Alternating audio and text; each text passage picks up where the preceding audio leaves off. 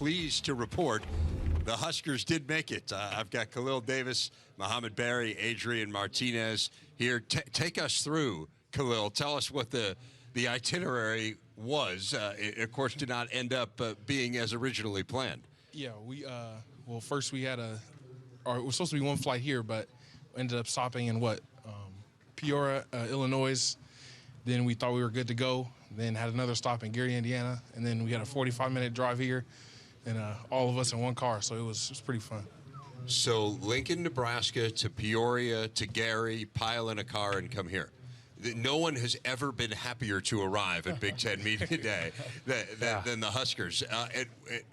How big was that car? I mean, because Khalil, I'll just speak for you're not a small guy. Not at all. Yeah, They let me have the front seat, so I was good. But Coach Frost sat in the back. Coach Frost sat in the back. Yep. Yeah. Really? That's we offered the front, but he chose the back. That's a team guy right there. Okay, so you finally made it here. You arrive, and there's a lot of buzz about Nebraska football. The media poll came out yesterday. You guys were picked to win the Big Ten West. You're coming off a 4-win season. I think a lot of people nationally might say, well, what's going on there? Why would Nebraska be the pick? Give us a sense of why you think this team is better, and we can work our way down. We'll start with you, Khalil. For us, the second half of that season, people could see where we were going, and we were competing with really good teams, and some of those games we should have won. And the games we did lose were only by 3 or 5 points, and I think it's hype, but for us, like Adrian said earlier, we're still going to earn it. We're going to go out and earn it each week, each game, and that's our plan for the season. So, yeah, when you look at the latter part of our season, you seen that we turned it around. We were a different team. We played differently. We came together. We gelled together. After fighting adversity, you've seen a different team. And so now you take the players that's coming back from that year. You put and count the players we brought in a lot of the positions to help us out. And then you put another off-season with Coach Duval, the strength staff over there. And then so now it's like, why not, We know what we got to do. We know what's expected out of us. These players are ready. They've bought in, and they've been working hard. Yeah, along with what those guys said, we're confident. We ended the season strong last year. And, we've been working really hard. Obviously, we did only win 4 games last year, and part of that we have to acknowledge. We didn't find a way to win some games that we should have, and that's the difference. The margin for error is small, especially when you play in the Big Ten. And I think we've gained confidence because we started figuring out how to win at the end of the season. In addition to that, year 2 under Coach Frost, a lot of us have a lot more knowledge, and I think we're just better equipped to handle the season this year. Piggybacking on that notion there, Adrian, what are the biggest changes you've seen with this team, year 1 of Coach Frost's system to year 2? Yeah, well, we just have accepted the culture. I think we got rid of a lot of the guys who didn't buy in, who weren't ready to accept what Coach Frost was giving to us. And the guys we have on the team right now, well, they all buy in. We're all in this together. We've all adopted the motto, one team, one heartbeat, and we're excited. We're confident, we're excited, and realize there's a lot out there for us to earn, a lot out there for us to prove, but we're ready for that challenge. What does buying in mean to you, Mohamed? Along the lines of what Adrian's saying there, the guys have bought in. How do you see that? How does it manifest itself? When someone say buy in, I'm saying that you're willing to do what the coaches say and extra to put the team and put everyone at a better place. So when I say that, I'm talking about wins and things of that sort. So are you watching better? Are you watching more film? Are you doing footwork? Do you have a regimen that you believe in? Are you listening to your coaches? What does it take to put this team in Indianapolis? That's buying in. You want your team to succeed, so you do things for yourself so you succeed first. And that's what buy-in is to me. Is not something that some people like to show it, and it might be fake. It's something that is real. It's something that's genuine. And you can always tell the players that buy in from the ones that don't. And I feel like our team is filled with a lot of bought-in players. For you guys to get to Indy, it's no great secret the defense is going to have to be better. You got a couple defensive players here. I want to hear from each one of you. Why do you believe it'll be better, Khalil? First of all, for the D-line, experience. We got 6 or 7 seniors on this D-line. We added Darian Daniels. And Darian Daniels, he's a problem. He's 6'4", 330, and not a problem for you. It's a problem for the other guys. Yeah, for everybody else. But He's a problem. Yes, and we just have experience. You got Mohamed with the linebackers. He's experienced, and the secondary is experienced also. So just bring that experience back and knowledge for the younger guys. I think that's what's going to help us advance. How about from your point of view, Mohamed? Yeah, so when you see, the addition of Darian Daniels, you see Deontay Williams come in the scene. You see Cam Taylor coming in the scene.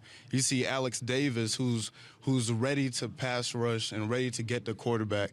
And then you see DiCaprio Budo come back, Lamar Jackson. You see the twins come back. You see all these players, Will Honus come back from injury, a guy we was real high on. Colin Miller joined the mix. And then you put how we perform at the latter part of our season. And now we're more a group of guys. We're more of a brotherhood than ever. So now I know that we're ready to compete. I have faith in my guys. And every time we bring it, whether it's conditioning, whether it's 7-on-7, we're ready to compete against the offense. Adrian know it, and that's what matters. A defense that's hungry and play with passion, and that's what we have. What have you seen playing on the other side of the ball, Adrian, in terms of defensive improvement? Yeah, part of it has been, an increase in confidence. I think Darian helped bring that. I think these guys have a better understanding of what they're doing out there in year 2 under Coach Chin's, our defensive coordinator. But really, they're just working hard at it. And I think really just having that greater understanding of what they need to be doing on a specific play has really helped them. And spring ball was tough. They gave us a big challenge. Day in and day out, they weren't going away. And, that's something to be proud of. Adrian, you think about a year ago, and it was unclear as to whether you would be the starting quarterback. You're coming in as a true freshman. You're in a battle.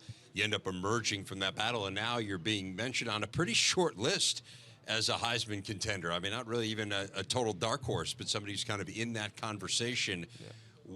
What goes through your mind when you see the progress that's been made for you and kind of this spotlight you've landed in the last year? Yeah, it's been an incredible journey. It has been. Something I'm thankful for, and obviously it's every kid's dream playing college football to be mentioned in the Heisman contention. The reality of it is it doesn't mean too much of anything at this time. There's still a lot of work to be done. And for me, my primary focus, and it always will be, is winning games for this football team. When we do that, the personal accolades, the achievements, those will come. And, there's a place for that. But right now, I'm really just focused on being better than we were last year. What makes this guy so good? For 2 guys who practice against him, and Mohamed, we can start with you. Well, you take away his legs, he could throw it at a high level. You take away his arms, he could run it at a high level. He's very balanced, very versatile of a player. He has the smarts. I'm always trying to bait him in zone coverage, and he's never going to throw me a pick. And I'm always ready for it. That's what we like to hear. Very smart quarterback. But I think his maturity, he's mature beyond his years. Even when he came in here, I almost thought it was arrogance at first, but then I know that it's genuine and it's just how he is. He's very put together. He stands for something. And as a senior, as a man, I'm proud to call him one of our leaders. Khalil? Well, just from what I've noticed being around him, he's a humble beast. He's not going to brag about all the accolades and stuff that he gets, but we give him a hard time in practice, and he knows that, and he doesn't ever back down. He'll keep coming, and we'll keep coming at him. So I love that about him, and we need that as that competitive fire. And I love that about him. He just keeps coming, and I told the reporter, you saw him in the Iowa when he ran the touchdown in, and he kind of bucked, and he gave a little shoulder walk. That's what I love, and I think that's what everybody else loves about him too. So. Speaking of playing with guys you love, you play with your brother. Yes, I do. He's maybe I'm making some assumptions here. I guess. yeah. What's that like to have a? And you guys have two sets of brothers on the yep. defensive line, because you were talking about Darian as well coming in with his brother already there. So give me a sense of what that's like. It just brings a uniqueness to your defensive line room and the whole defense, but it also brings leadership. Having 3 of those brothers are all seniors, and it's unique and it's awesome because Darian brings his fire to the defense, and he's a leader. And you could tell that, anybody can see that, and it's just fun being with them. We push each other, and when you have your brother next to you, he's not going to let you slack, and he's not going to let Darian or he's not going to let D-Boogie slack. So it's just awesome to have that. Do we get any sibling squabbles at all, Mohamed? Sometimes. There's a few here and there. Yeah, some here and there. Yeah, every once in a while. I'm going to leave each one of you guys with this question. And we can start with you, Adrian. How do you find success for Nebraska this year? I would say just doing it for the brother to your right and the brother to your left. When we're playing together as a team, when we're playing for each other, when we know what our purpose is out there on the field and we know what we're doing, that's how we're going to find success. That's how we're going to win football games. And as of right now, I'm confident that's what we're going to do. Mohamed?